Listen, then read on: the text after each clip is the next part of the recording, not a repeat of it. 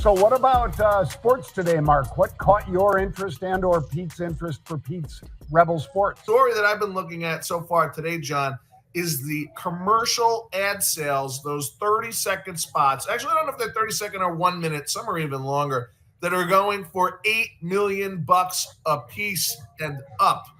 That is absolutely remarkable. It is further confirmation of the value of the NFL as the nation's most valuable and fastest growing, from a revenue perspective, I believe, sports franchise. How do you think we're going to see them go even higher, John, as the number of ad slots available drops, if they're not already all sold? Yeah, this is a situation, Mark, where you've got 1 billion people around the world watching. Now, the local carriers, Mark knows this, of course, folks, but the local carriers get, I forget if it's one every hour or whatever, Mark, one little commercial, an insert, if you will, that they can make. And that doesn't go out to the world, that goes out to their local market. But the ones that carry the globe are the ones that are, highly sought after. And there's a limited number of those. And as you just said, 8 million. Last year it was 7 mil or whatever. So it indicates that, as Pete always says, you've got a really strong push by the NFL into mainstream. And I think between the NFL, Mark, and college football, something like 91 of the top viewed TV shows in America this past year were either NFL or NCAA football. Yeah, no doubt. And it's that live component, because with all of the streaming options that people have, and I know a lot of you watch the Rebels Edge from the comfort of wherever and whenever you may be, because it's available on YouTube and other platforms. You don't just watch it with us live, which is just fine. This is one area of broadcast, if not one of the last ones, where people got to watch it live. But there's tremendous value from an advertiser's perspective to make new announcements, things that are timely, things that have a much greater impact in the moment. And that's why these commercials are what they are.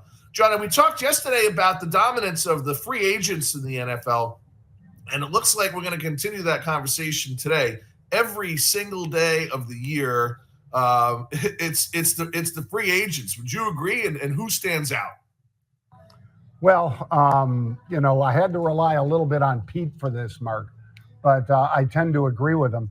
You've got a quarterback for the Vikings that they picked up from the Jets that everybody thought was just a has-been, and he maybe could teach the young quarterback from Michigan, who unfortunately got hurt in preseason.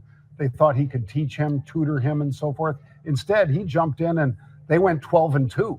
And then finally ran into the buzzsaw that is known as the Detroit Lions, and 14-2 at that point, I guess, and just, kind of fell apart, couldn't compete at that level. But Sam Darnold is one of those free agents, a lot of offensive linemen, because like the Bears need that desperately, but there's other teams that do as well. And then I'd say, wide receivers, for us to echo what Pete would say if he were here, Mark, there is probably this much difference between the top 5 wide receivers and the next 40 wide receivers. So if you have a good free agent acquisition at wide receiver, he might turn into be the next surprise like Sam Darnold was, where he's just not in a situation presently where he has blossomed, but maybe with the right quarterback, right coordinator. Like I say, if that little bit separates the first 5 from the rest, I think that's a good place. A lot of people will be shopping for wide receivers. So that's what I'd throw out there.